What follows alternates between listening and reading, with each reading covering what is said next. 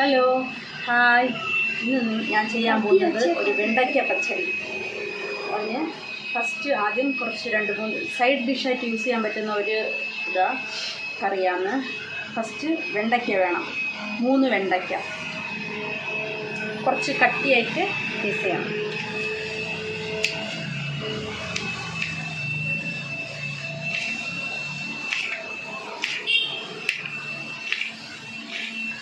First വെണ്ടയ്ക്ക ഈ ഒരു കട്ടിക്ക് പീസാക്കി എടുക്കണം.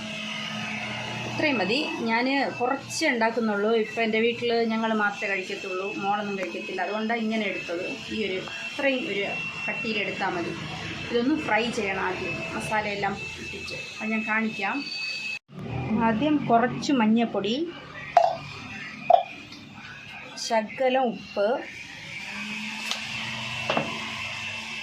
ശകലം കാശ്മീരി മിർച്ചി, ശർക്കര ഇട്ട് നല്ലപോലെ ഒന്ന് ചെറുതായിട്ടൊന്ന് ഇനിയൊന്ന് ഫ്രൈ ചെയ്തെടുക്കണം. ഒരു 5 മിനിറ്റ്സ് വെച്ചിരുന്നിട്ട് ഫ്രൈ ചെയ്തെടുക്കണം.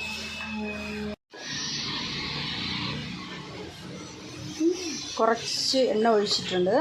ഇതൊന്ന് ഫ്രൈ ആക്കി എടുക്കണം. ഇത്രയും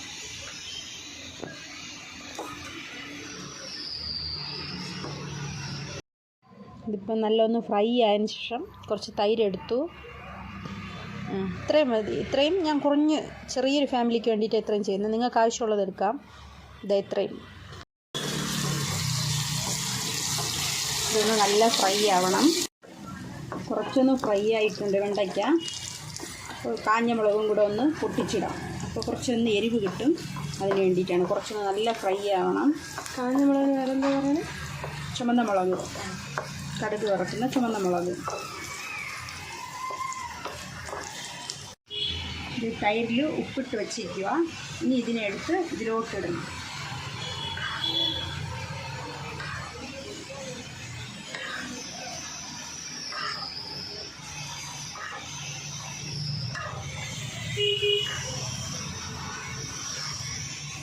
ഇങ്ങനത്തെ ഒരു രീതിയിൽ കിട്ടും. എന്നിട്ട് ഒന്ന് ഇളക്കി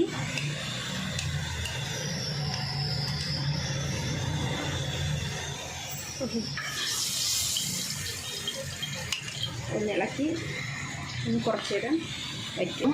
ഇതൊരു ഈസി കറിയാണ്. നിങ്ങൾക്ക് എല്ലാവർക്കും ഒന്ന് ട്രൈ ചെയ്ത് നോക്കാം.